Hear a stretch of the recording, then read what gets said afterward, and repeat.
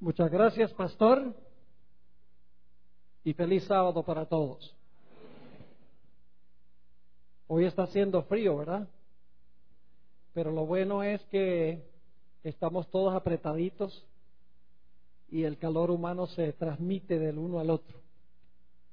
Yo no tengo quien me transmita a mí, porque estoy aquí en la plataforma, pero el calor cristiano y el calor del Espíritu Santo se siente y se palpa en este lugar. Esta noche, como les anunciamos, vamos a estudiar el tema titulado La imagen de la bestia. En realidad es la parte número 2 del tema que comenzamos anoche, porque la imagen de la bestia se menciona en Apocalipsis 13 y el versículo 11 al 18. Pero antes de abrir la palabra del Señor, queremos hacer lo que siempre hacemos, y es pedir que el Espíritu Santo que inspiró la Biblia venga aquí a este lugar y nos explique las cosas que Él inspiró originalmente. Así que les invito a que junto conmigo inclinen sus rostros con reverencia y vamos a elevar una plegaria al Señor. Nuestro querido Padre, qué privilegio tan grande es el de llamarte Padre. Te damos gracias porque nos has permitido llegar al momento de comenzar las santas horas de tu sábado en tu casa de oración. No hay mejor lugar donde podamos estar que en tu casa. Gracias por ese privilegio. Y Padre, queremos pedir esta noche, en forma especial, que tu Espíritu Santo nos acompañe en nuestro estudio. Que tú abras mentes y corazones para recibir las semillas de la verdad. No solamente aquellos que se hayan reunido en este lugar, sino todos los que están viendo y escuchando a través del Internet. Te ruego especialmente por aquellas personas que desconocen estas cosas. Abre su corazón para que tengan la disposición de recibir tu mensaje. Te damos gracias, Padre, por el privilegio de acercarnos a tu trono y gracias por responder nuestra oración, porque te lo pedimos en el precioso nombre de tu Hijo, Cristo Jesús. Amén. Quiero recordarles que mañana, en el culto de las 11, vamos a trazar el tema ¿por qué resucitó Jesús el domingo? La mayoría de los cristianos creen que Jesús resucitó el domingo para enseñarnos que nosotros debemos guardar el domingo para conmemorar la resurrección de Cristo. Pero vamos a ver mañana la verdadera razón, la razón bíblica por la cual el Señor Jesucristo tenía que resucitar el domingo. Tenía que resucitar, sí, tenía que resucitar el domingo. Pero no es por la razón que los cristianos creen, es por otra razón. Ahora, esta noche vamos a hablar de la imagen de la bestia. Pero antes de hablar de la imagen de la bestia, necesitamos repasar algunas cosas que hemos estudiado durante las últimas sesiones aquí. Ustedes recordarán que en Apocalipsis el capítulo 13 se mencionan dos bestias. Una bestia gobernó por 1260 años. Es la primera bestia de Apocalipsis 13. La Biblia dice que persiguió a los fieles hijos de Dios.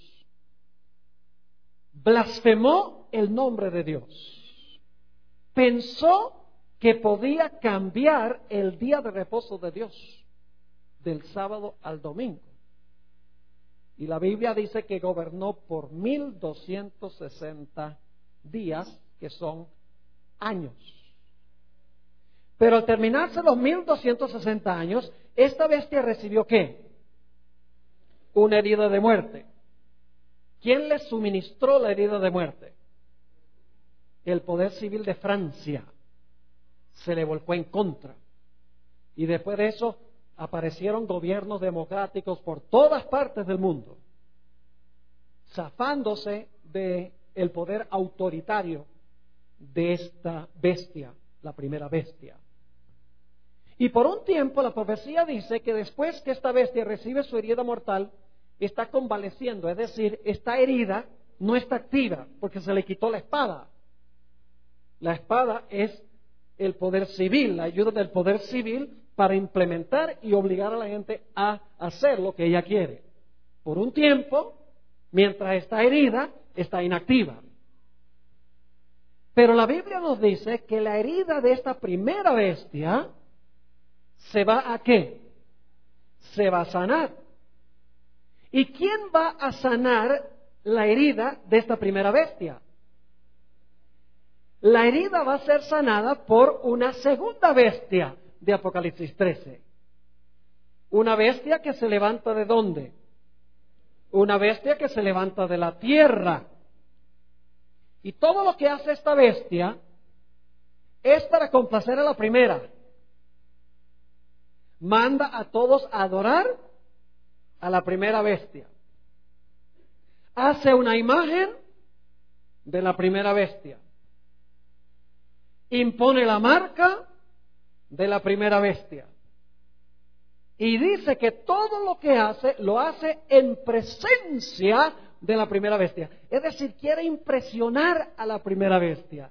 Y le va a devolver a la primera bestia la espada del poder civil. Esto lo estudiamos en las noches anteriores.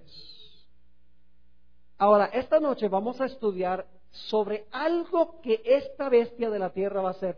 Dice que esta bestia de la tierra va a ser una imagen de la primera bestia.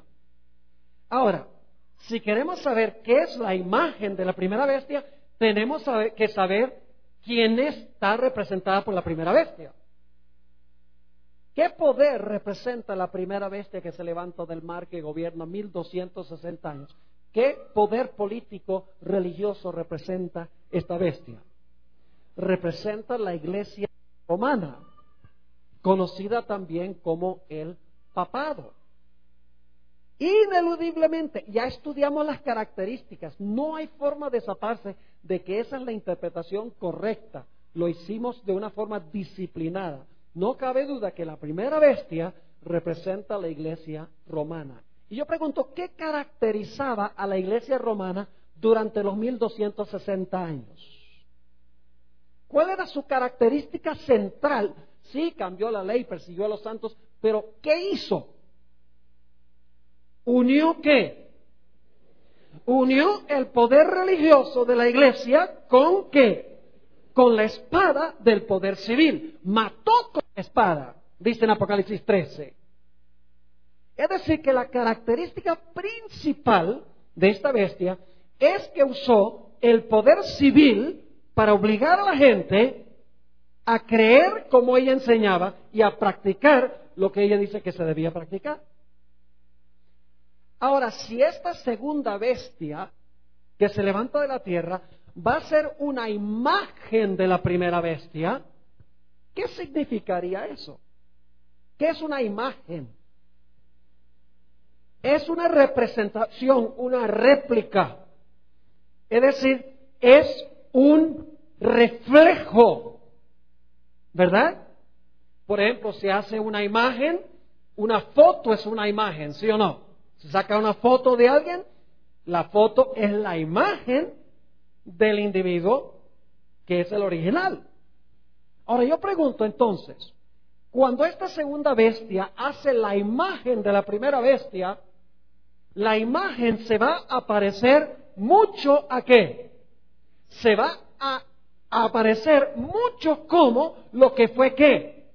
La primera bestia. Es decir, va a ser una reproducción de lo que hizo la primera bestia. Es decir, que esta segunda bestia va a hacer lo mismo que hacía la primera bestia durante los 1260 años. Va a unir el poder civil y el poder religioso para perseguir, porque es una imagen o un reflejo ¿de quién? De la primera bestia. ¿Me están entendiendo lo que estoy diciendo? Es decir, la imagen que hace esta segunda bestia Es una reproducción del sistema que existió durante los 1260 años del dominio de la primera bestia o el dominio del papado. Es decir, la bestia de la tierra, que representa a los Estados Unidos, va a unir la iglesia con el Estado, reflejando lo que hizo la primera bestia, y va a perseguir a todos los que no están de acuerdo como hacía la primera bestia, porque va a ser una imagen de la primera bestia. Ahora, ustedes notarán, y estudiamos esto anoche, que Apocalipsis 13:11 nos declara que esta bestia que se levantó de la tierra tenía dos cuernos como de cordero. ¿Qué representan los dos cuernos como de cordero? Representan el poder civil y el poder ¿qué? Religioso. ¿Juntos o separados? Separados uno del otro. ¿En una misma qué? En una misma nación. Dos reinos, el reino espiritual de la iglesia, el reino del poder civil, ambos existiendo en una misma nación. ¿Y esa nación cuál es? Esta nación es los Estados Unidos de América. Pero nos dice que esa bestia que tiene dos cuernos como de cordero va a terminar hablando como un dragón. Ahora tenemos que detenernos un momento allí. Dice que va a hablar como un dragón. Ahora mi pregunta es esta: ¿qué representa el dragón? Si va a hablar como un dragón, tenemos que saber qué representa el dragón, para saber el nombre de quién está hablando esta bestia de la tierra. ¿Qué representa el dragón? Escuchen lo que voy a decir. El dragón, en su sentido primario, representa a Satanás. ¿De acuerdo? Claro que sí.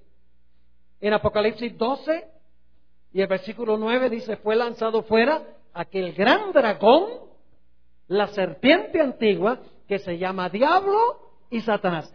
En primera instancia, el dragón representa a Satanás, pero escuchen bien. En segunda instancia, el dragón representa a Roma. Porque Roma es el imperio o la nación que Satanás emplea en el mundo visible. Déjenme ilustrar lo que quiero decir. Y no tienen que buscarlo porque no tenemos tiempo de leer todos los versículos, pero quiero que tengan el retrato claro en su mente. Apocalipsis 12, 1 al 5, habla de una mujer que está embarazada. Está a punto de tener un hijo. ¿Quién es ese hijo que va a tener esa mujer? Esa mujer, ese hijo que va a tener esa mujer representa ¿a quién? A Cristo. Pero luego nos dice que después que ve a la mujer embarazada y va a dar a luz un hijo, de repente ve a un ¿qué? A un dragón bermejo que quiere matar ¿a quién? Quiere matar al hijo cuando nazca. Lo pueden leer en los primeros 5 versículos de Apocalipsis 12. Nada más les estoy pintando el cuadro. Ahora le pregunto: ¿quién procuró matar a Jesús? ¿Fue Satanás o fue Roma? Siempre hago esa pregunta. Pues se divide la gente y dice: Roma, Roma, o Satanás, Satanás. Fue Satanás a través de Roma. Es decir, el dragón representa a Satanás obrando a través de Roma. ¿Me están entendiendo? Y luego escuchen bien. Nos dice en Apocalipsis 12 que después que el niño creció y fue arrebatado a Dios y a su trono, es decir, habla de la ascensión de Jesús, dice que el dragón, ahora escuchen bien, en el versículo 6 de Apocalipsis 12, dice que el dragón persiguió a la mujer que había dado a luz al niño. ¿Y cuánto tiempo lo persiguió? Tiempos y la mitad de un tiempo. Ahora yo pregunto, ¿quién persiguió a la iglesia durante los 1260 años? ¿Fue el dragón o fue el cuerno pequeño? Daniel 7 dice que fue el cuerno pequeño que persiguió por tiempos la mitad de un tiempo. Apocalipsis 12 dice que fue el dragón que persiguió por tiempos la mitad de un tiempo. Es decir, ¿quién está detrás del cuerno pequeño? Detrás del cuerno pequeño está Satanás. Porque en Daniel 7 dice que fue el cuerno pequeño que persiguió, y en Apocalipsis 12 dice que el dragón persiguió a la mujer. Es decir, es Satanás obrando a través de ¿qué? ¿De cuál poder? De Roma. ¿Cuál Roma? De Roma papal. ¿Sí me están siguiendo o no? Satanás a través de Roma trata de matar al niño. Satanás a través de Roma trata de matar a la mujer. Y en Apocalipsis 13:11 dice que en el tiempo del fin, después que se sana la herida mortal, dice que la bestia de la tierra habla como un dragón. ¿Como quién habla esta nación? ¿Como quién? Satanás. ¿Y qué más? Satanás obrando a través de Roma. Porque en todas las etapas, Roma es el poder que está delante de Satanás. Satanás está detrás del telón. ¿Me están entendiendo? Es decir, el dragón a través de Roma trata de matar al niño. El dragón a través de Roma papal trata de matar a la iglesia fiel. Y Satanás a través de esta nación habla como un ¿qué? Como un dragón. Es decir, no solamente habla como Satanás, sino que habla como Roma. ¿Sí entendieron ese punto? Ahora, escuchen. ¿Qué significa que esta bestia hablaba como un dragón? ¿Cómo habla una nación? Anoche estudiamos sobre el origen de los Estados Unidos. ¿Qué clase de gobierno fue el que se estableció por los padres constitucionales? ¿Una monarquía? No. Una república. Yo pregunto, ¿cómo habla una república? Una república habla, el pueblo habla a través de sus ¿qué? A través de sus representantes que eligieron al Congreso. ¿Sí o no? Ahora, permítame leerles aquí una cita del Conflicto de los Siglos, página 495. Conflicto de los Siglos, página 495. Fíjense lo que dice la escritora. Dice, el hablar de la nación son los actos de sus autoridades legislativas y judiciales. ¿Qué es el hablar? Dice ella, los actos de sus autoridades legislativas y judiciales. Por esos actos, la nación desmentirá los principios liberales y pacíficos que expresó como fundamentos de su política. ¿Cómo habla entonces una nación que es una república? Elige a sus representantes y entonces la voz del pueblo es el Congreso. Es decir, el Congreso habla en nombre de el pueblo que los eligió. Eso es un gobierno republicano, es un gobierno representativo, en otras palabras, donde toda la nación tiene representantes y el pueblo habla a través de sus representantes. Quiere decir entonces que esta bestia que tiene dos cuernos como de cordero, esta bestia que profesa creer en la separación de iglesia y Estado, en dos reinos en una misma nación, el poder civil y el poder religioso, no juntos ni revueltos, sino separados, ¿qué van a hacer sus autoridades legislativas y judiciales? Van a hablar contrario a lo que representan los dos ¿qué? Los dos cuernos. Es decir, van a hablar como el dragón, como Roma. ¿Y cómo se portaba Roma? ¿Qué hacía Roma papal durante los 1260 años? Unía la iglesia con el Estado. Es decir, que esta nación va a hablar de esa misma manera, como habló el dragón durante los 1260 años. Ahora quiero repasar brevemente lo que estudiamos anoche. ¿Recuerdan la primera enmienda a la Constitución de los Estados Unidos? Es muy importante. La primera enmienda a la Constitución de los Estados Unidos dice: el Congreso no hará ninguna ley que establezca religión. No dice que establezca una religión o que establezca una iglesia por encima de otras iglesias. Sencillamente se usa sin calificativo que el Congreso no puede redactar ninguna ley que imponga o que establezca alguna observancia religiosa. ¿Por qué razón? Porque el poder civil debe gobernar en asuntos ¿qué? Civiles. El gobierno civil no tiene derecho de hacer leyes religiosas, porque la religión le pertenece ¿a quién? Le pertenece a Dios. ¿Me están entendiendo lo que estoy diciendo? Es decir, que la primera enmienda prohíbe que el Congreso de los Estados Unidos haga leyes que establezcan alguna observancia religiosa. Pero la primera enmienda también le prohíbe al Congreso hacer leyes que le prohíba a la gente que practique su religión. Hay una diferencia entre esas dos cláusulas. La primera cláusula le prohíbe al gobierno establecer alguna observancia religiosa. La segunda cláusula de la primera enmienda prohíbe al Congreso hacer leyes que le prohíba a la gente practicar su religión. Y lo ilustramos con dos historias en el libro de Daniel anoche.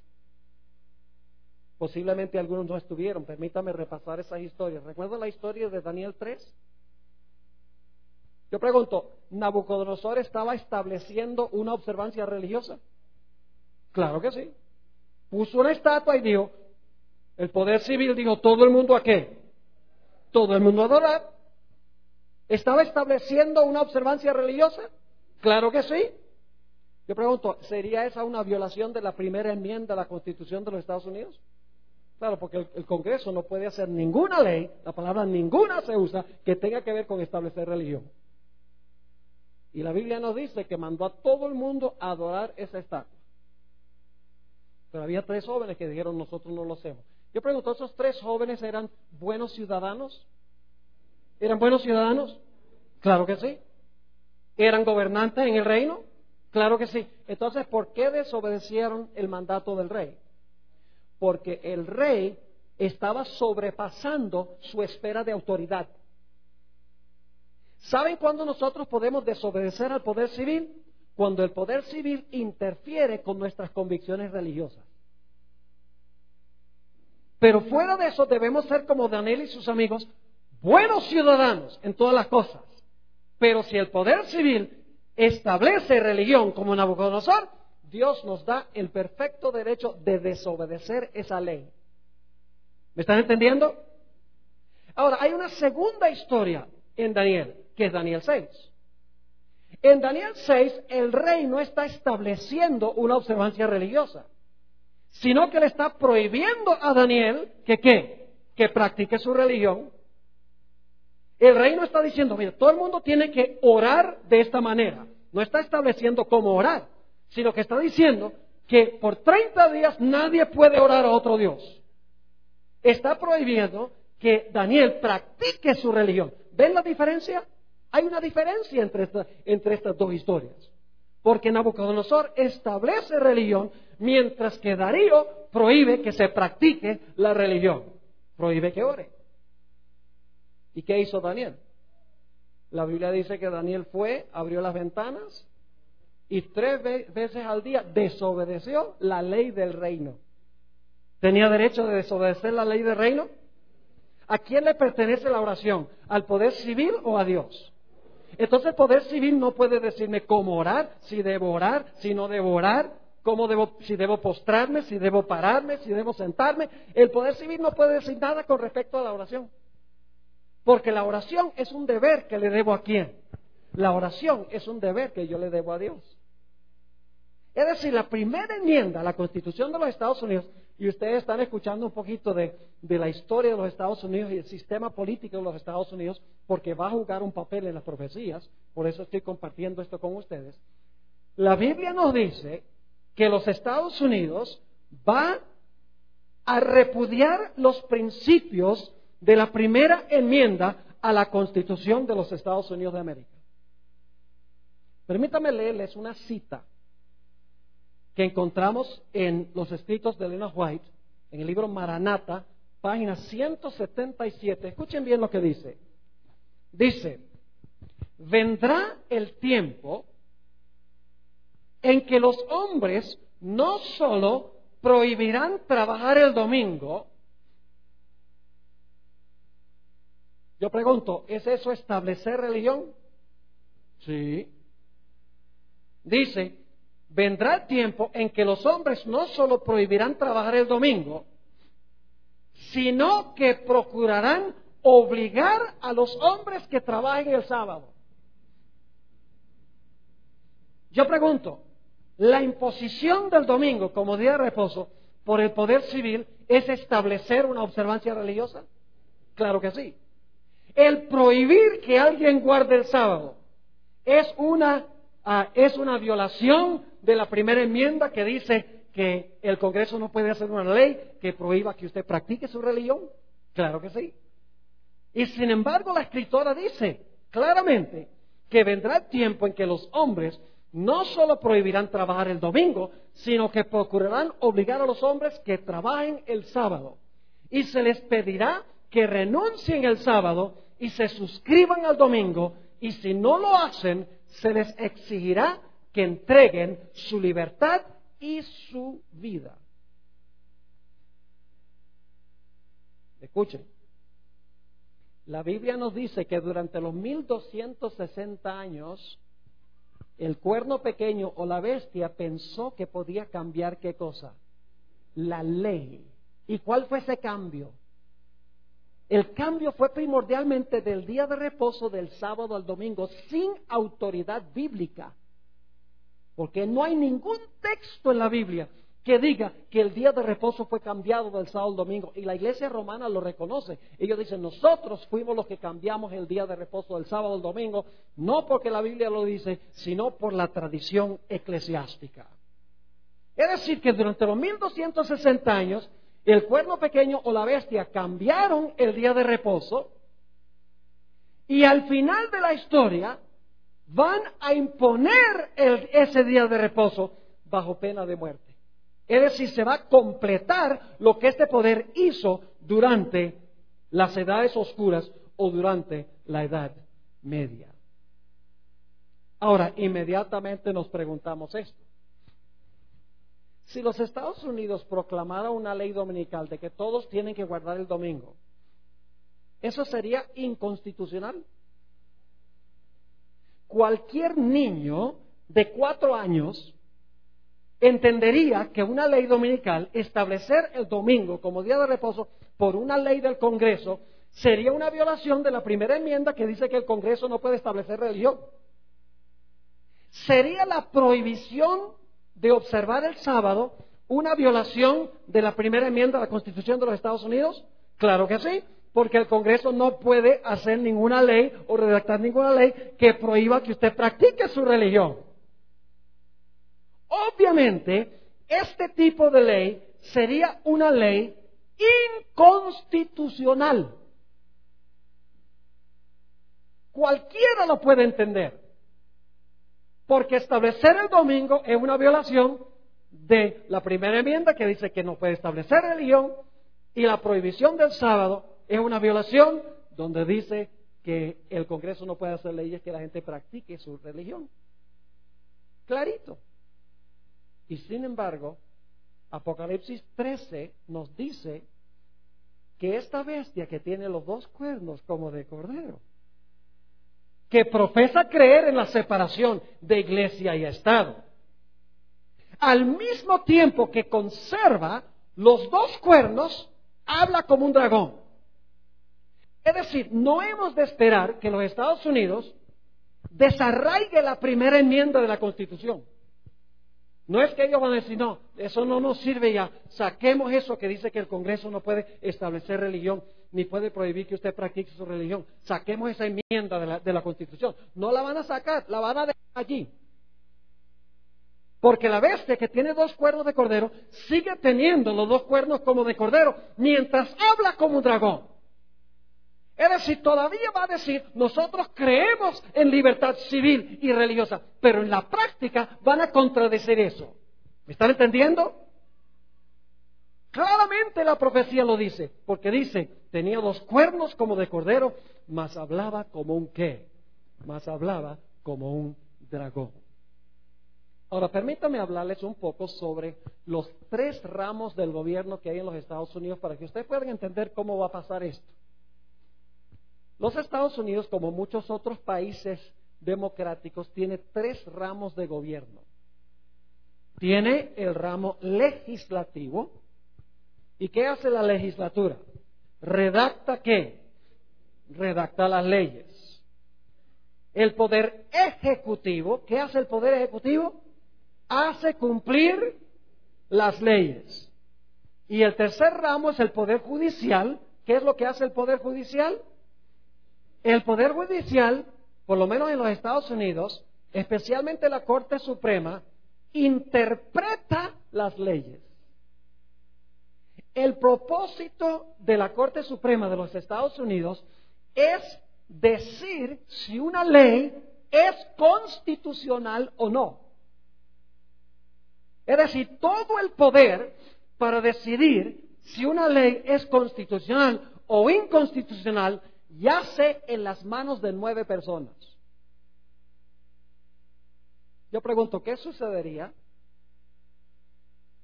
si el Congreso de los Estados Unidos hace una ley dominical o redacta una ley dominical, se lleva a la Corte Suprema y la Corte Suprema dice que esa ley es constitucional?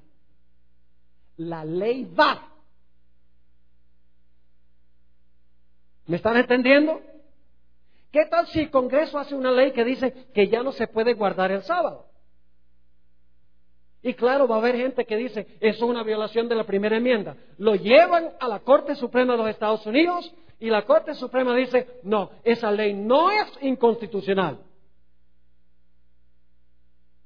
¿Sería inconstitucional esa clase de ley? Todo el mundo lo sabría. Pero ¿qué tal si el Poder Judicial, si la Corte Suprema dice que es constitucional una ley dominical? La ley va.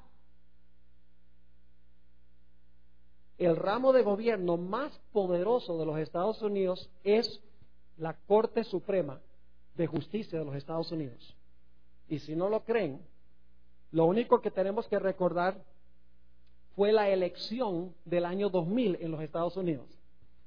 Cuando George Bush y cuando Al Gore estaban corriendo para presidente, y resulta que todos los resultados de todos los estados entraron, se sabía quién había ganado, pero en el estado de la Florida, yo no sé si ustedes recuerdan esto, en el estado de la Florida había un debate sobre las tarjetas de votación, cómo las habían ponchado. Y por varias semanas estaban los dos lados, Al Gore y George Bush, estaban contratando abogados y estaban yendo a este tribunal, al otro tribunal para discutir el asunto, y estaban en todos los diferentes tribunales de los Estados Unidos. Finalmente llevaron el caso a la Corte Suprema y la Corte Suprema dijo, George Bush es el presidente, caso cerrado. George Bush fue elegido presidente por la Corte Suprema de los Estados Unidos. Ese es el poder que tiene la Corte Suprema de los Estados Unidos de América. Ahora escuchen lo que voy a decir. Esto es lo que es especialmente aterrador. El 25% de los habitantes de los Estados Unidos son católicos. pero 6 de los 9 jueces de la Corte Suprema son católicos. Es decir, el 66% de la Corte Suprema representa solamente el 25% de la población. Los medios de comunicación en los Estados Unidos de América, los canales de televisión, los canales de radio, están completamente bajo el dominio de la Iglesia Católica. Barack Obama, quien fue elegido presidente de los Estados Unidos, recién elegido presidente, la Universidad de Notre Dame, que es una de las universidades más prestigiosas de los Estados Unidos, lo invitó para dar el discurso de graduación. Y hubo protestas porque Barack Obama está a favor de permitir que se hagan abortos y la Iglesia Católica está en contra de eso. Sin embargo, lo invitaron para que diera el discurso. Barack Obama eligió la sexta persona católica a la Corte Suprema, Sonia Sotomayor, que es una mujer puertorriqueña.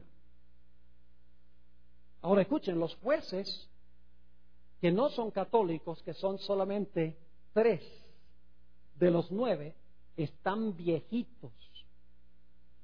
Varios están convaleciendo, están al punto de morir. ¿Podrían ustedes imaginarse una Corte Suprema con 7, 8 o 9 católicos?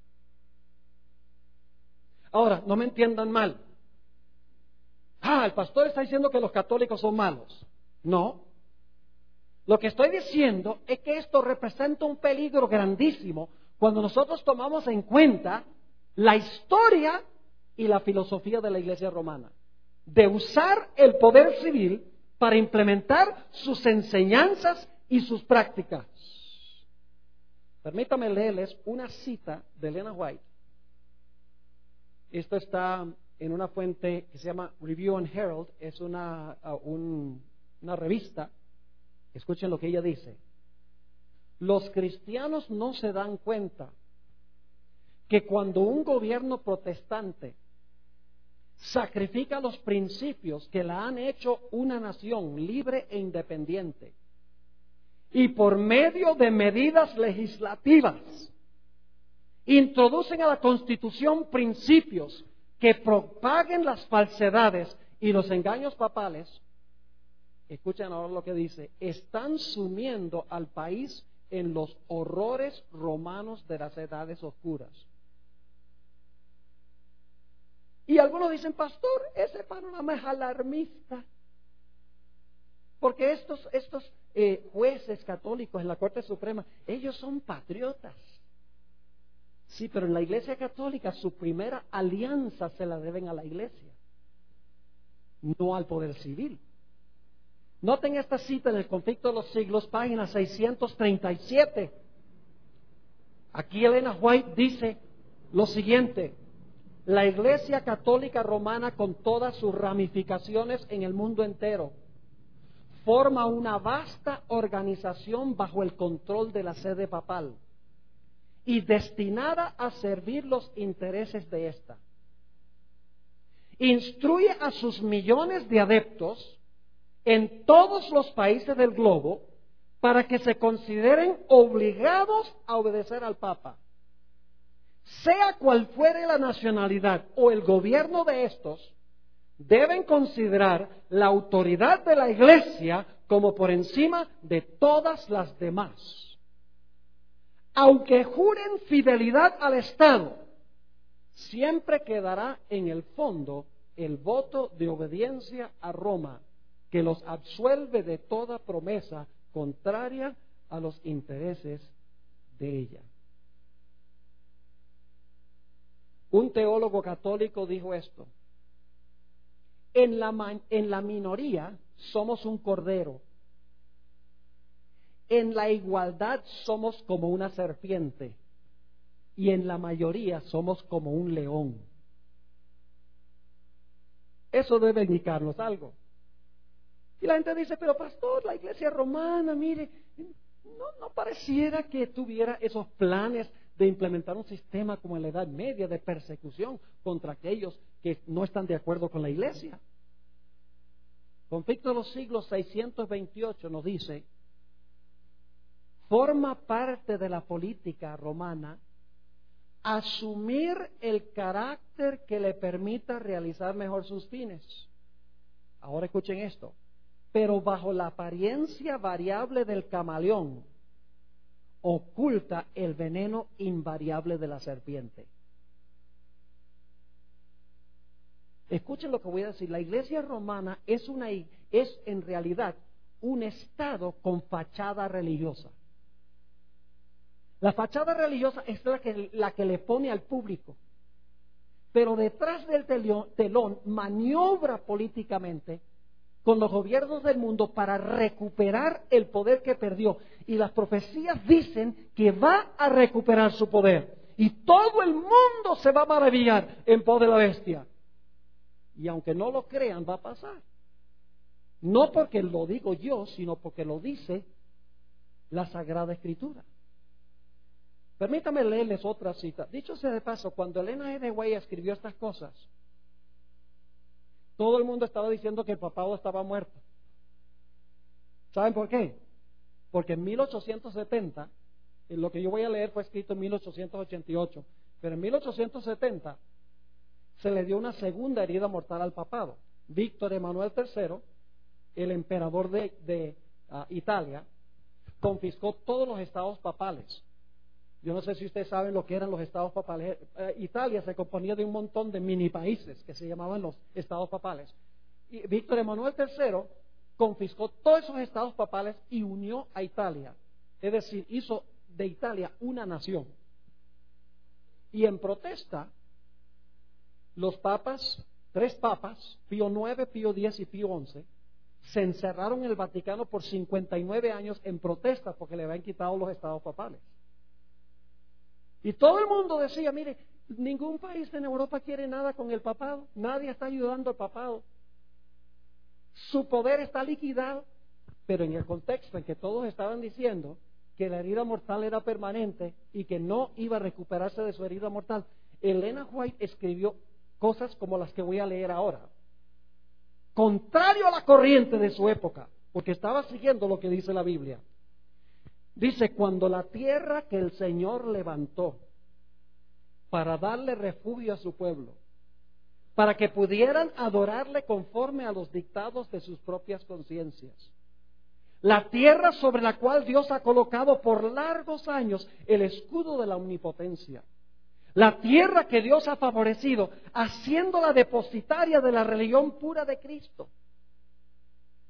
Cuando dicha tierra, está hablando de los Estados Unidos, cuando dicha tierra, por medio de sus legisladores,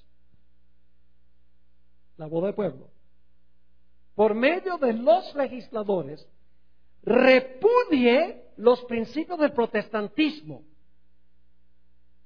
¿Y saben cuáles son los principios del protestantismo? Libertad civil y libertad religiosa. Separación entre iglesia y Estado.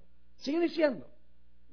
Cuando repudie los principios del protestantismo y apoye la apostasía romana que procuró alterar la ley de Dios, entonces se revelará la obra final del hombre de pecado. Los protestantes le brindarán toda su influencia y apoyo al papado. Los Estados Unidos es un país primordialmente protestante, ¿sí o no? Fue fundado por protestantes. Tiene una historia muy diferente que la historia de Latinoamérica. Latinoamérica fue colonizado por los españoles. Los Estados Unidos fue establecido por protestantes. Y no venían a saquear, sino que venían a establecerse en un lugar donde pudieran tener libertad de conciencia. Los españoles vinieron a saquear. Por eso cuando se celebraron los 500 años de la venida de Colón a América, en 1992, había países como la República Dominicana que protestaron la celebración de eso. Porque dijeron, ¿qué tenemos para celebrar? Se llevaron todo el oro a España y mataron montones de los indígenas, obligándolos a hacerse cristianos. Fue muy diferente la historia de los Estados Unidos. Fue una nación establecida por protestantes que en su constitucionalidad dijeron va a haber una separación de iglesia y Estado. Anoche estudiamos eso, que era radicalmente diferente que Europa en la Edad Media. porque seguía los principios del protestantismo. Sigue diciendo ella. Los protestantes le brindarán toda su influencia y apoyo al papado. Por un acto nacional. ¿Qué es un acto nacional? Es cuando el Congreso hace ¿qué cosa? Redacta una ley. Por un acto nacional. Impondrán la observancia del falso sábado, y ahora escuchen la terminología, y le darán vida y vigor. Si hay que darle vida y vigor es porque ¿qué?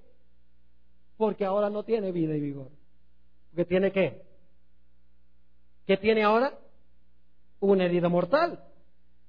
Por un acto nacional impondrán la observancia del falso sábado y le darán vida y vigor a la fe corrupta de Roma. Y así revivirán. Usted no puede revivir lo que no estuvo muerto.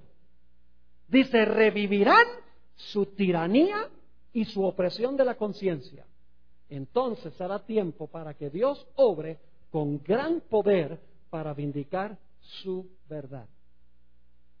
En los Estados Unidos de América se va a hacer una imagen de lo que existió durante los 1260 años. Se va a unir la iglesia con el Estado para imponer el día de reposo que el papado cambió. Bajo pena de no poder comprar ni vender y últimamente bajo pena de muerte. Y algunos dicen, pastor, eso nunca va a pasar. Acuérdense de mí cuando esté pasando. Porque va a pasar. Porque eso es lo que dicen las profecías bíblicas. Permítame leerles 2 o 3 citas más de esta escritora que fue en contra de la corriente de su época. En el Conflicto de los Siglos, página 496. Conflicto de los Siglos, página 496. Dice ella, para que los Estados Unidos formen una imagen de la bestia, para que los Estados Unidos formen una imagen de la bestia, escuchen bien, el poder religioso debe dominar de tal manera el gobierno civil que la autoridad del Estado sea empleada también por la Iglesia para cumplir sus propios fines. Para hacer una imagen, ¿qué tiene que pasar? Lo que tiene que pasar es que la Iglesia tiene que tomar dominio ¿sobre qué? Sobre el poder civil. Yo pregunto, ¿es eso lo que pasó con Jesús? ¿Sí? ¿La iglesia apóstata se unió con el poder civil para acabar con Jesús? Claro que sí. ¿Eso es lo que pasó durante la Edad Media? ¿La iglesia usó el poder de la espada para perseguir a los que no estaban de acuerdo con ella? ¿Sí o no? Ahora, si se va a hacer una imagen de eso, significa que en los Estados Unidos va a pasar lo mismo, porque es un reflejo de eso. Fíjense qué más dice en la página 638. Dice, Roma se ha propuesto a restablecer su poder. ¿Qué significa restablecer? Usted no puede restablecer lo que ya no estaba establecido una vez. Dice ella, Roma se ha propuesto a restablecer su poder y a recuperar la supremacía que perdió. Y luego dice esto, establezcase en los Estados Unidos el principio de que la Iglesia puede emplear o controlar el poder del Estado, que las leyes civiles puedan hacer obligatorias las observancias religiosas. En una palabra, que la autoridad de la Iglesia con la del Estado debe dominar las conciencias y el triunfo de Roma quedará asegurado en la gran república de la América del Norte.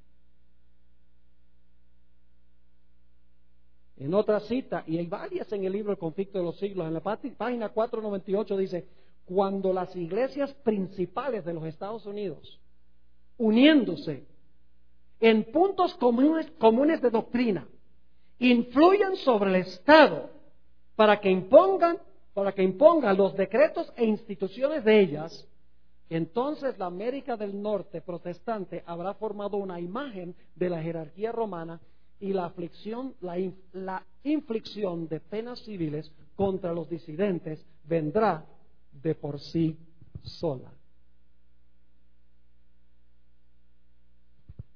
¿Cuántos países del mundo van a seguir el ejemplo de los Estados Unidos? Bueno, usted sabe que dice en Apocalipsis, y todo Colombia se maravilló en pos de la bestia. Colombia también. ¿Qué dice la Biblia? ¿Toda la qué?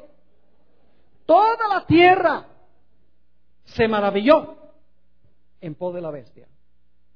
Por eso es que Elena White en Testimonios para la Iglesia, tomo 6, página 18, dice: al unirse los Estados Unidos, la tierra de la libertad, con el papado, para oprimir las conciencias y para obligar a todos que honren el falso sábado, la gente de todo país del globo será inducido a seguir su ejemplo. ¿Cuántos países del globo? Todos. Y algunos dicen, pero pastor, ¿y los musulmanes qué? ¿Y los países hindúes qué? ¿Y los países budistas qué? Lo único que les puedo decir, yo no sé cómo va a pasar, pero lo único que les puedo decir es que ellos también van a seguir. Y lo más seguro es que va a pasar en medio de grandes problemas mundiales, problemas económicos, desastres en todas partes del planeta, donde la gente va a decir, tenemos que unirnos, y si no nos unimos, el planeta va a desaparecer. ¿Y saben qué más va a pasar? Se van a aparecer espíritus de demonios disfrazados de familiares diciendo que fueron enviados por Dios para decir que todos debemos guardar el domingo como día de reposo. Créanme que cuando pase eso, los incrédulos van a creer bien rápido. El diablo tiene cosas preparadas que nosotros no podemos ni siquiera imaginarnos para engañar a la gente. La Biblia dice que los engaños serán tan grandes que engañarán, si fuere posible, aún a quienes, aún a los mismos escogidos. Saben que en años recientes en los Estados Unidos, las iglesias protestantes han hecho un esfuerzo grande por unirse con el poder papal. Le menciono, por ejemplo, 2 documentos. Un documento se llama Evangélicos y Católicos Juntos o Unidos. Básicamente ese documento está firmado por grandes líderes católicos y grandes líderes protestantes de diferentes iglesias, donde ellos dicen que ya no se debe hacer proselitismo, no se debe pelear sobre las cosas que no tienen en común, sino todos deben unirse en base a las doctrinas que tienen en común y deben participar juntos en la evangelización del mundo. Pero la pregunta clave es, ¿cuál evangelio? El evangelio bíblico no es el evangelio de la Iglesia romana. Además de eso, los luteranos. Lutero fue el que se separó de Roma. 1517. Firmaron un documento que se llama Declaración Conjunta sobre la Justificación por la Fe. Esa fue la doctrina que dividió a los protestantes de la Iglesia romana. Y básicamente el documento que fue firmado por católicos y por luteranos dice que la pelea entre Lutero y la Iglesia romana era una pelea sobre asuntos semánticos, pero que básicamente la Iglesia romana y la Iglesia luterana están de acuerdo en el tema de la justificación por la fe. Impresionante. Elena White dice en El conflicto de los siglos 622, los protestantes se han entremetido con el papado y lo han patrocinado. Ahora escuchen bien, han hecho transigencias y concesiones que sorprenden a los mismos papistas y les resultan incomprensibles. La misma Iglesia Católica, no podemos creer que los protestantes hayan cedido tanto. Sigue diciendo, los hombres cierran sus ojos ante el verdadero carácter del romanismo, ante los peligros que hay que temer de su supremacía. Hay necesidad de despertar al pueblo para hacerle rechazar los avances de este enemigo peligrosísimo de la libertad civil y religiosa. Y ustedes los colombianos no tienen ninguna excusa, especialmente los viejitos que vivieron durante el tiempo de la violencia, porque ustedes lo palparon aquí, en carne y sangre. En ciertas regiones de Colombia era peor. Por ejemplo, en Santander, el área de Bucaramanga, esa área por allá, la persecución contra los protestantes fue terrible. Murieron miles de personas, apoyados por la Iglesia romana. Y estamos hablando del siglo XX, no estamos hablando de la Edad Media. Ya se demuestra de lo que es capaz esta iglesia. Ahora, déjeme explicar de nuevo. ¿Estoy hablando yo de todas las personas que están dentro de este sistema? No. Yo creo que la mayoría del verdadero pueblo de Dios está en la Iglesia Católica. La mayoría de los hijos sinceros de Dios, que aman a Dios y Dios los acepta como sus hijos, están en la Iglesia Católica. Lo único es que no conocen esto. Y la Biblia dice que cuando lo conozcan, van a escuchar el llamado que dice: salid de ella, pueblo mío. Como pasó con los fieles judíos. Después del Pentecostés, ¿qué hicieron? Abandonaron a la iglesia apóstata que había acabado con la vida de Jesús y se integraron a la iglesia cristiana. Lo mismo va a pasar al final de la historia. Y escuchen bien, en los Estados Unidos no solamente los protestantes se han inclinado para con la Iglesia Católica porque tienen muchas cosas en común. Por ejemplo, los protestantes se han unido con los católicos para pelear en contra del aborto, para pelear para que se incluya la oración en las escuelas públicas, para luchar por el matrimonio tradicional, para luchar para ayudar a los pobres. Es decir, tienen muchas causas comunes que los han unido. Y por lo tanto creen que también se pueden unir en puntos de doctrina que tienen en común. Pero en los Estados Unidos también hay un ecumenismo político, no solamente religioso entre protestantes y católicos, sino un ecuménico del sistema político de los Estados Unidos con el papado. Permítanme darles algunos ejemplos.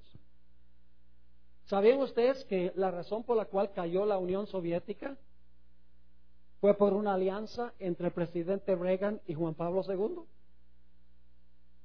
Lean el libro Las llaves de esta sangre. Otro libro se llama Su Santidad, escrito por dos autores católicos.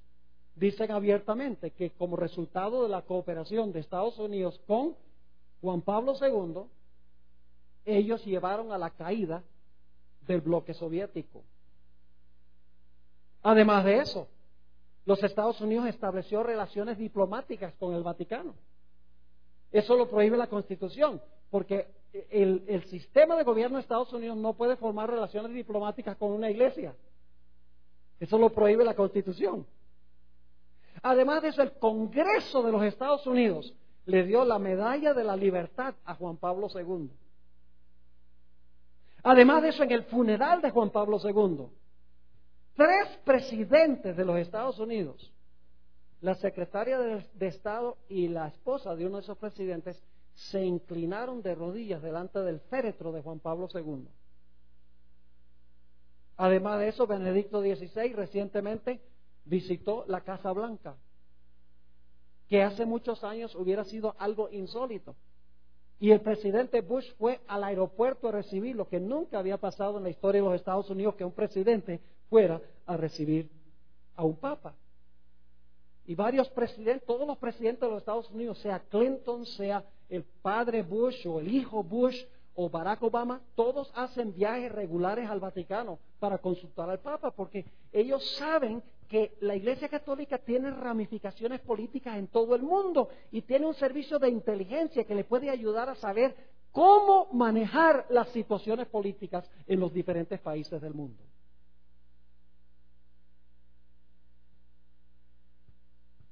Poncio Pilato nos enseña una gran lección. ¿Recuerdan ustedes por qué Poncio Pilato entregó a la muerte a un hombre inocente? Por 2 razones. Número 1, porque tenía temor de ¿qué? De perder su puesto político. Y número 2, porque los líderes religiosos lo exigieron e hicieron un escándalo. Escuchen lo que dice Elena White sobre lo que va a pasar en los últimos días. Testimonios para la Iglesia, tomo 4, página 451, dice: a fin de asegurarse la popularidad y el apoyo, es decir, votos. Los legisladores cederán a la exigencia por una ley dominical. ¿Por qué van a ceder los legisladores? Por asegurarse la popularidad y el apoyo. ¿Eso fue lo que hizo Poncio Pilato? Exactamente lo mismo. Dice también ella, en la Review and Herald, diciembre 24, 1889, los ministros de las varias denominaciones están actuando por subterfugio, es decir, por debajo de cuerdas, trazando planes de gran importancia para el pueblo de Dios. Y el objetivo de esta maniobra secreta es ganar el apoyo popular para la imposición del domingo como día sagrado. Si los ministros, escuchen bien, si los ministros pueden convencer al pueblo que favorezcan una ley dominical, ¿quiénes son los que quieren la ley dominical? ¿Quiénes eran los que querían la muerte de Cristo? Y no estoy diciendo que todos los pastores de todas las iglesias son apóstatas. Tal vez la mayoría de los pastores tampoco conocen lo que estamos estudiando aquí. ¿Saben por qué razón? El diablo es de verdad un diablo. No hay iglesia en el mundo que interprete las profecías como lo hemos hecho aquí durante esta semana. ¿Sabe cómo interpreta la Iglesia Católica esta profecía del anticristo, de la abominación asoladora, del hombre pecado? Ellos dicen, esas profecías se cumplieron por allá en el Antiguo Testamento con un personaje que se llamaba Antíoco Epífanes. Por lo tanto, no tiene nada que ver con nosotros. Y los protestantes dicen, no, ese asunto, ese anticristo es un personaje malvado que se va a levantar después del rapto de la iglesia. Todavía no ha aparecido. Y mientras tanto, los sistemas que cumplen la profecía están en Roma y en Estados Unidos y nadie lo ve porque están mirando a donde no es. ¿Me están entendiendo? Es muy importante tener clara la interpretación profética. Mire, la Biblia lo hace sencillo. Babilonia, Medo-Persia, Grecia, Roma, Roma dividida, cuerno pequeño, 1260 años, herida mortal. La bestia se levanta de la tierra, la herida mortal es sanada, viene la persecución final. Podemos saber exactamente dónde estamos en el curso de la historia cada momento. Ese es el sistema que Dios dio para interpretar las profecías, para que sepamos cuáles son los poderes que van a ejercer el poder al final de la historia y cómo podemos nosotros protegernos de su poder.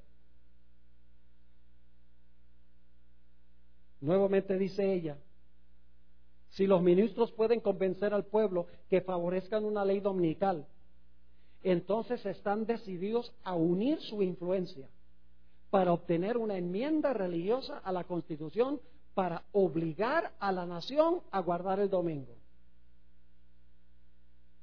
En Marcos 15:11 dice, mas los principales sacerdotes incitaron a la multitud para que les soltase más bien a Barrabás y crucificase a Cristo. Elena White dice en El deseo de todas las gentes que si no se hubieran interpuesto los líderes religiosos de la época, el mundo hubiera visto un reavivamiento como jamás había visto en su historia. Pero dice que cuando Jesús enseñaba al pueblo, el pueblo respetaba a sus sacerdotes, respetaba a sus líderes espirituales. Decían, ¿por qué razón es que Jesús no se puede llevar bien con esta gente? Y como resultado estaban confundidos. No pudo haber un reavivamiento entre el pueblo, porque estaban entre la espada y la pared.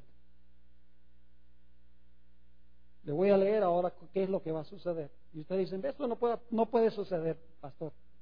Créame que va a suceder. Y más pronto de lo que nosotros pensamos. Conflicto de los siglos, página 649. Escuchen esto. Y no pierda mañana en la mañana. Tiene que venir mañana en la mañana al culto de las 11. Porque el tema de mañana en la mañana, yo les voy a hablar del sábado, mañana en la mañana. Y les voy a hablar de por qué Jesús resucitó el domingo.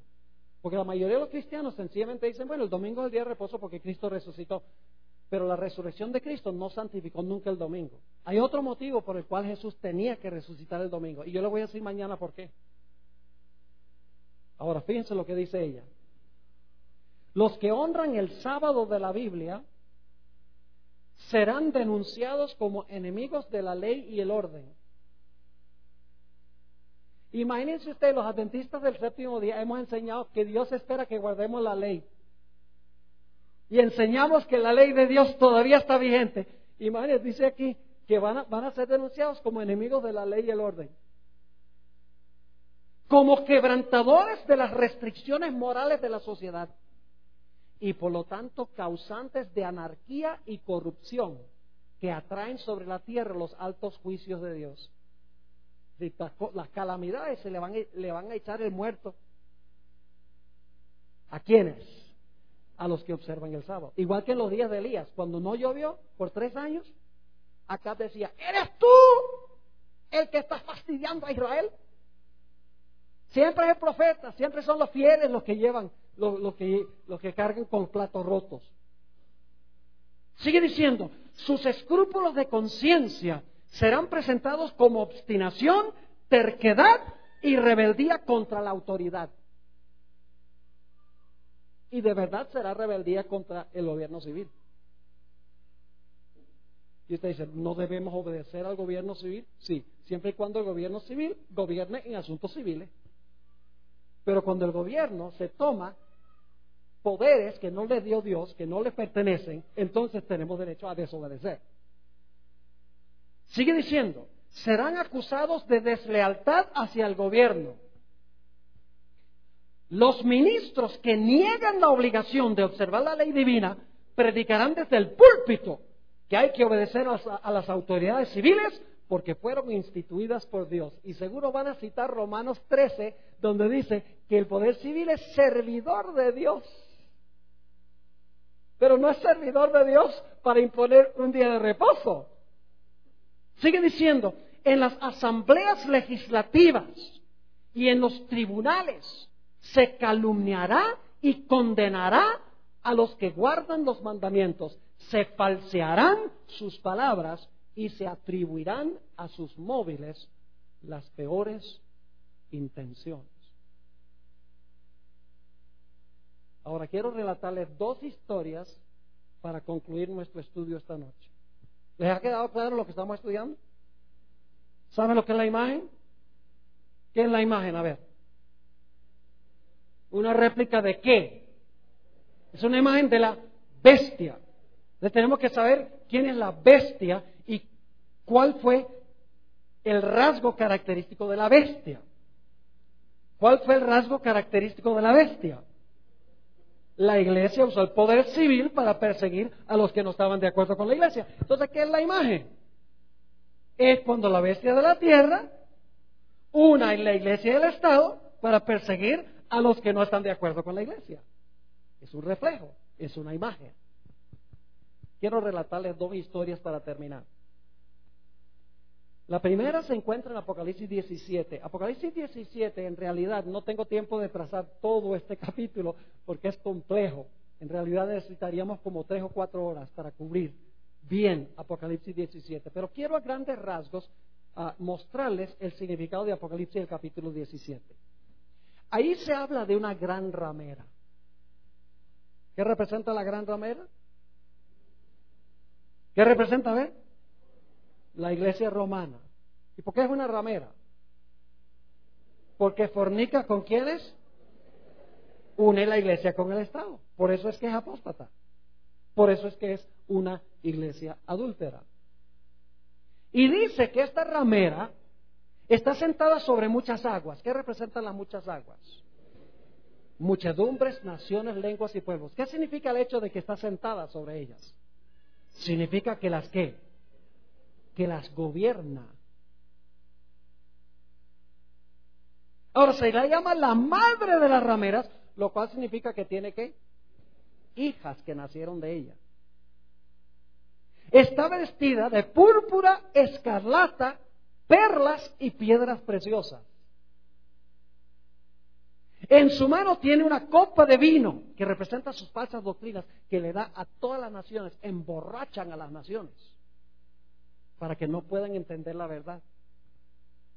Y si ustedes leen Apocalipsis 17, ustedes van a encontrar que por un tiempo, y dicho sea de paso, los comerciantes de la tierra, según el capítulo siguiente, también apoyan a la ramera. Por un tiempo, los reyes, los comerciantes del mundo, las muchedumbres, naciones, lenguas y pueblos, todos están apoyando a la ramera, las cosas van bien, hay un nuevo orden mundial. Pero de repente algo va a pasar. En Apocalipsis el capítulo 17 y el versículo 16, 17 y el versículo 16, dice que los reyes harán ¿qué cosa? Aborrecerán a la ramera. Eso fue lo que hizo Francia una vez. ¿Le quitó la espada a Francia? ¿Le dio la herida mortal? Sí. ¿Va a recibir otra herida mortal al final de su dominio? Claro que sí. Dice, aborrecerán a la ramera, los reyes con quien fornicó, con quien le fue bien. Y la dejarán desolada y desnuda y devorarán sus carnes y la quemarán con fuego. Es decir, van a estar bien bravos cuando se den cuenta que esta ramera los estaba engañando. Pero para ese tiempo ya será demasiado tarde. Por eso es importante estudiar estas profecías ahora. Ahora quiero leerles la descripción que da Elena G. de White de este momento cuando las muchedumbres se vuelquen en contra de la ramera, como pasó en Francia. Pero esta es la herida mortal final, de la cual no se va a sanar. Ahora escuchen cómo describe ella esto. Conflicto de los siglos, páginas 713 y 14. Los hombres ven que fueron engañados. Cuando Dios muestra su ley en el cielo, como dice en el Salmo 50, los cielos declararán tu justicia. Los hombres ven que fueron engañados. Se acusan unos a otros de haberse arrastrado mutuamente a la destrucción, pero todos concuerdan para abrumar a los ministros con la más amarga condenación. ¿A quiénes van a aborrecer los habitantes de la tierra? Escuchen bien, es una cosa seria ser un ministro. Yo podría pararme aquí, podría contarles historias y ponerlos a reír. Pero Dios me llamó no para ser un comediante, sino para ser un predicador. Un predicador de la palabra. Hoy en día mucho de lo que pasa en la iglesia es entretenimiento. Y Dios no quiere que sea así. Escuchen lo que sigue diciendo. Los pastores infieles profetizaron cosas lisonjeras. Indujeron a sus oyentes a menospreciar la ley de Dios. No estamos bajo la ley, sino que estamos ¿qué? Bajo la gracia. Y mira, no tienes que dejar de adulterar, nada más ven y confiésate. Trivializa el pecado. Dice, indujeron a sus oyentes a menospreciar la ley de Dios y a perseguir a los que querían santificarla. Ahora, en su desesperación, estos maestros confiesan ante el mundo su obra de engaño. A eso va a llegar. Y ahora escuche, las multitudes se llenan de furor. ¿Contra quién estaba furiosa las muchedumbres antes de esto? Contra el pueblo de Dios. Ahora, ¿contra quién están bravos? Contra los ministros. Dice, las multitudes se llenan de furor. Estamos perdidos, exclaman, y vosotros sois causa de nuestra perdición. Y se vuelven contra los falsos pastores. Precisamente aquellos que más los admiraban en otros tiempos pronunciarán contra ellos las más terribles maldiciones. Por eso, mire, cuando yo predico, yo le digo, hay gente que se pone brava conmigo. Y yo lo siento mucho, de que hay gente que se pone brava conmigo. Debe ponerse brava con la palabra del Señor. Porque eso es lo que yo predico. Pero, ¿sabe lo que me consuela?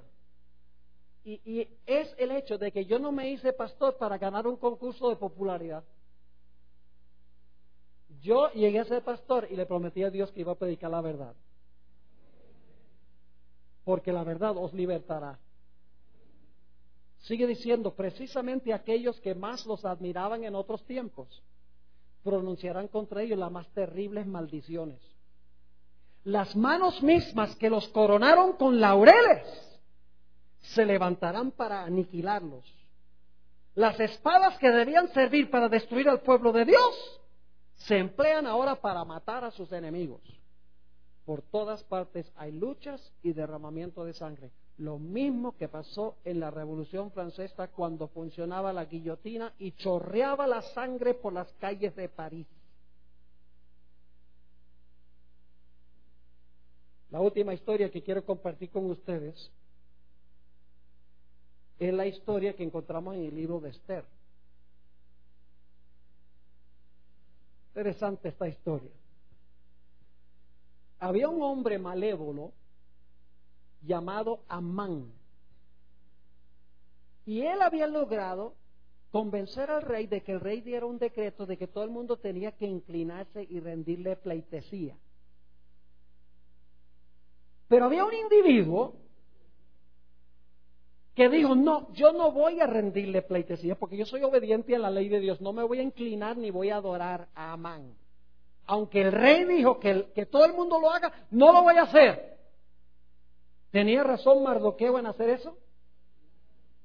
Claro, porque el rey no tenía ningún derecho de mandar que la gente adorara a Amán.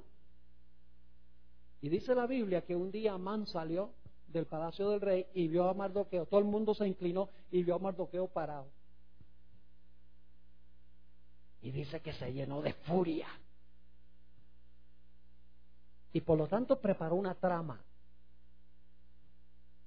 Decidió ir ante el rey y decirle al rey que los judíos representaban un peligro para el reino y que debía dar un decreto para aniquilarlos. Vamos a leer Esther 3, 8 y 9 para que ustedes puedan ver los argumentos que usó Amán. Esther 3 y el versículo 8 y el versículo 9. Y dijo Amán al rey Asuero, escuchen bien, hay un pueblo esparcido y distribuido entre los pueblos en todas las provincias de tu reino. Ahora escuchen bien. ¿Y sus qué? Sus leyes son diferentes de las de todo pueblo. ¿Cuál es el punto de contención? La ley de Dios. Sus leyes son diferentes de las de todo pueblo y no guardan las leyes del qué? Del rey. ¿Y a cuál rey se refería? Inclinarse y adorarlo a él por decreto del rey. Y dice, y al rey nada le beneficia el dejarlos vivir, porque cuando no se obedecen las leyes del reino hay anarquía. Así que él dice, si tú dejas que esta gente viva, se va a desmoronar tu reino. ¿Recuerdan la cita que leí hace un rato del conflicto de los siglos? ¿Cómo se va a acusar al pueblo de Dios? Sigue diciendo, si place al rey, decrete que sean destruidos, y yo pesaré 10,000 talentos de plata a los que manejan la hacienda para que sean traídos a los tesoros del rey.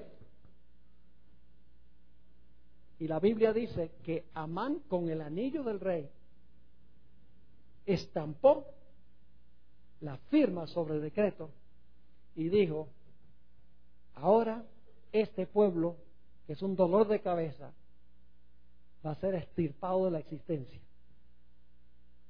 Claro que Amán no contaba con la astucia de Dios.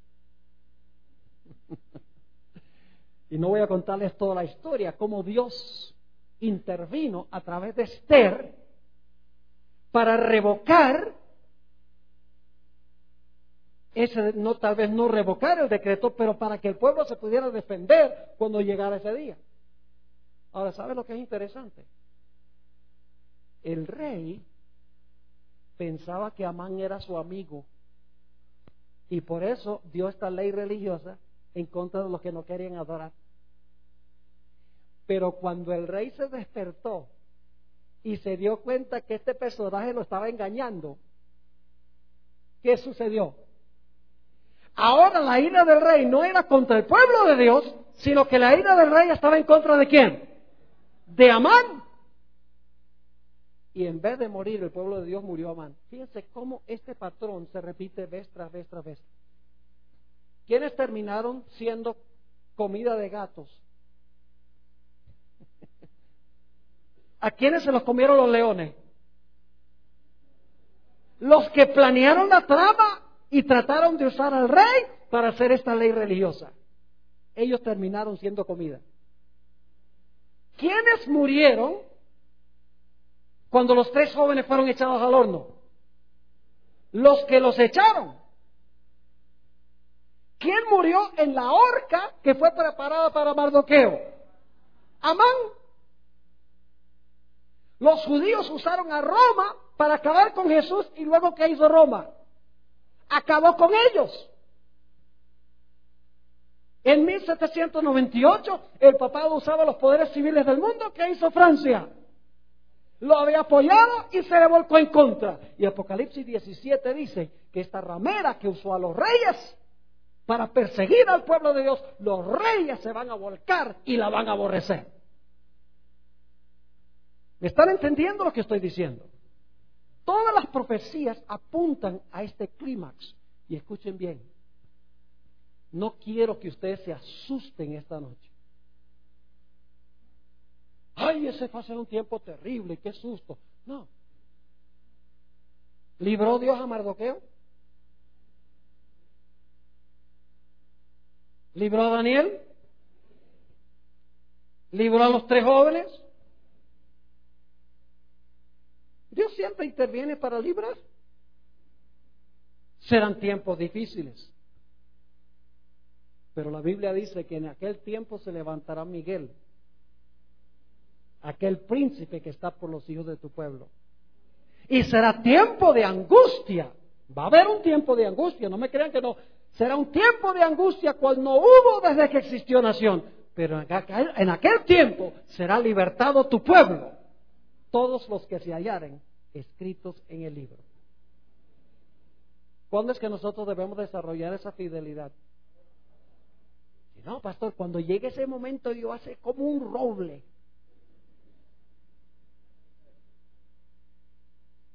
¿Sabe lo que realmente me sorprende?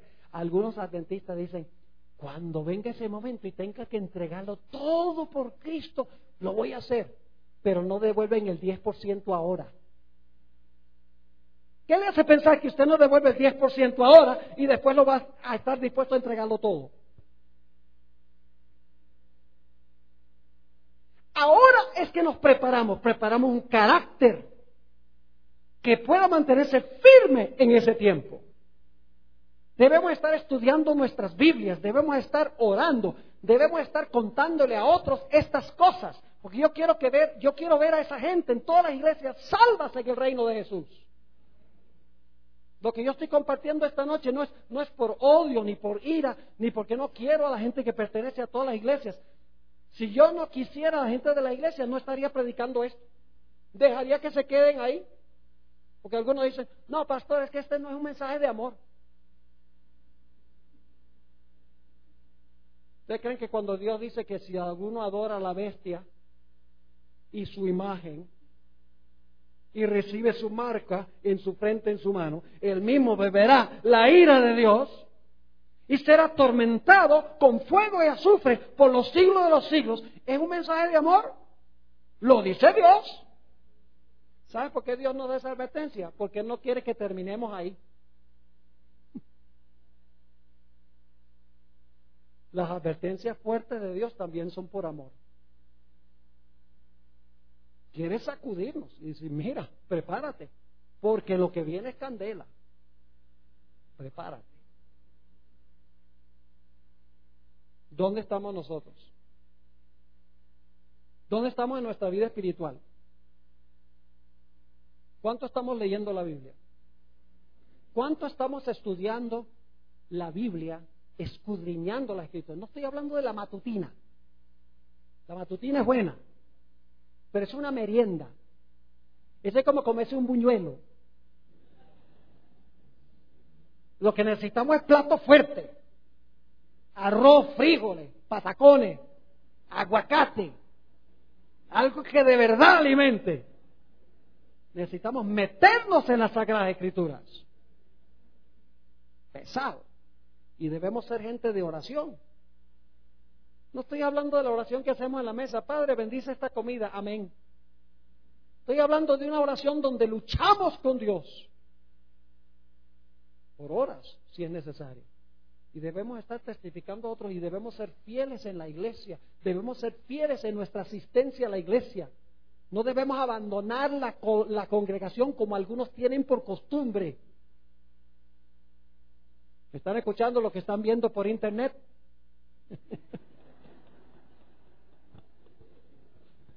Que pueden quedarse en la comodidad de su casa. Y pueden ir a buscar una mandarina y comer mientras están viendo esta programación por el internet. No digo que eso está mal, pero nosotros debemos amar venir a la iglesia para disfrutar del compañerismo cristiano. Llega el momento cuando no vamos a poder tener esa bendición. Aprovechémosla mientras podamos. Ahora quiero mencionar una cosa para terminar. Y mañana a la mañana voy a hacer un llamado más específico al concluir nuestra serie de temas. En Apocalipsis, el capítulo 18, y los primeros 5 versículos dice que Babilonia ha caído. Babilonia son estos sistemas de los cuales hemos hablado.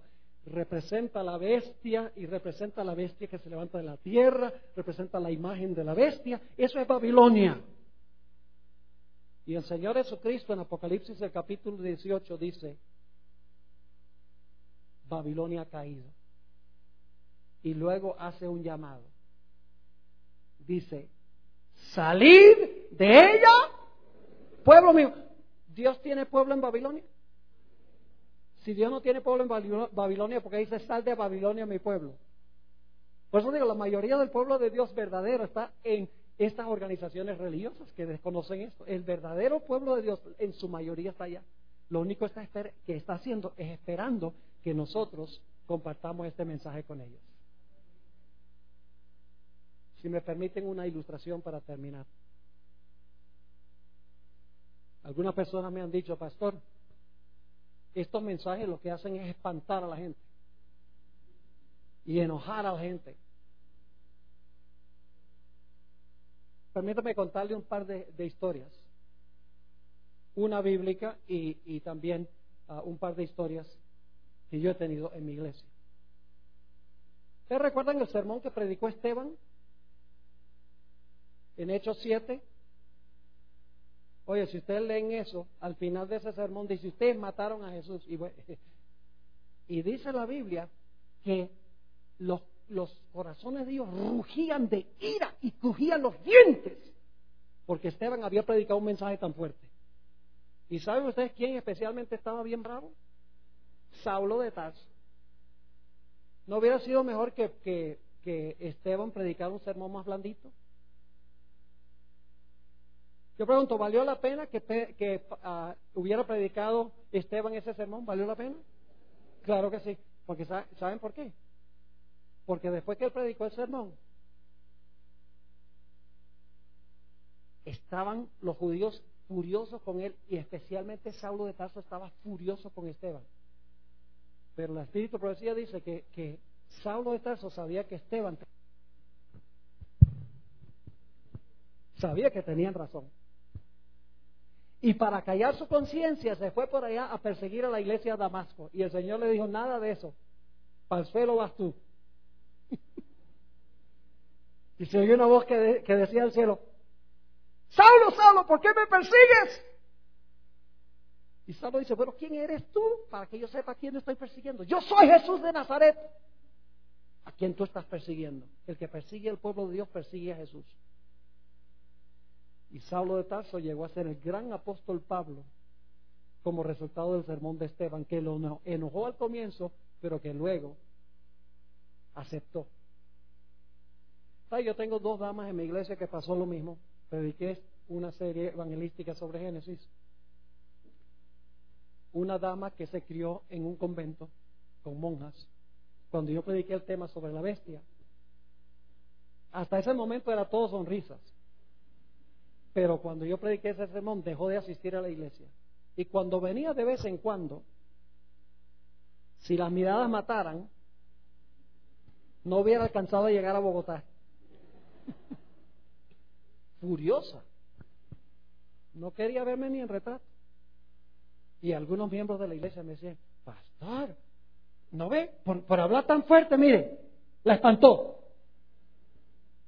Y yo le dije: de nomás, está enojada, pero la verdad le va a llegar al corazón, no se preocupe, toma tiempo. Para hacer una larga historia corta, esta mujer ahora es directora del departamento de primario de la escuela sabática, se bautizó y es adventista. Y no solo eso, saben que me escribió una tarjetita. Esto fue solamente hace 3 meses, pidiéndome perdón por todas las miradas feas que me dio. Dice: pastor, usted tenía toda la razón. Yo sabía que era la verdad, pero no quería aceptarla. ¿Valió la pena haber predicado tan fuerte? Claro que sí. Otra dama en mi iglesia, directora del departamento de Kinder, le pasó lo mismo. Prediqué estos sermones sobre la bestia, la imagen de la bestia, y aunque siguió asistiendo, su esposo era adventista, no me miraba con buenos ojos. Cuando me veía viniendo, se iba por otra avenida o por otra parte, para no tener que encontrarse conmigo.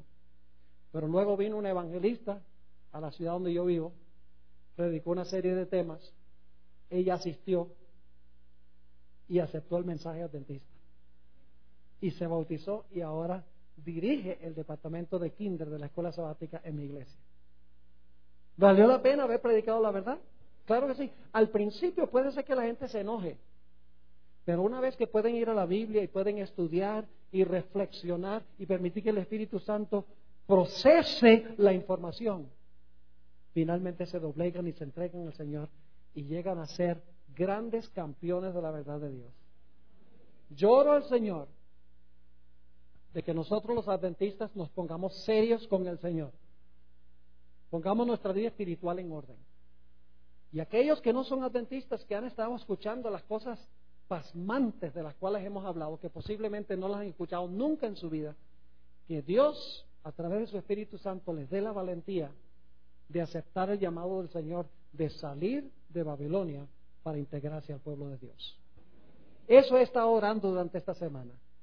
Y mañana en la mañana vamos a hacer un llamado un poco más específico. Por favor, no falten mañana en la mañana, porque lo que vamos a hablar es de suprema importancia. Oremos. Padre, hemos estudiado esta noche cosas solemnes, sorprendentes, pero es la verdad como se encuentra en tu santo libro. Padre, en primer lugar quiero pedirte por los miembros adventistas que se encuentran reunidos aquí, que están también viendo a través del internet.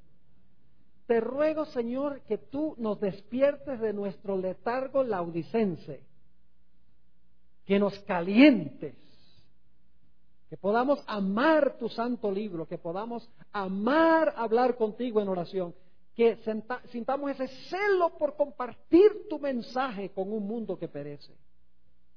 También te pido por aquellas personas, visitas que nos han acompañado durante muchas noches, posiblemente algunos han venido por primera vez. Te ruego, Señor, que tu Espíritu Santo lleve la verdad y la siembre en sus corazones, para que ellos puedan salir de Babilonia y puedan integrarse a tu pueblo.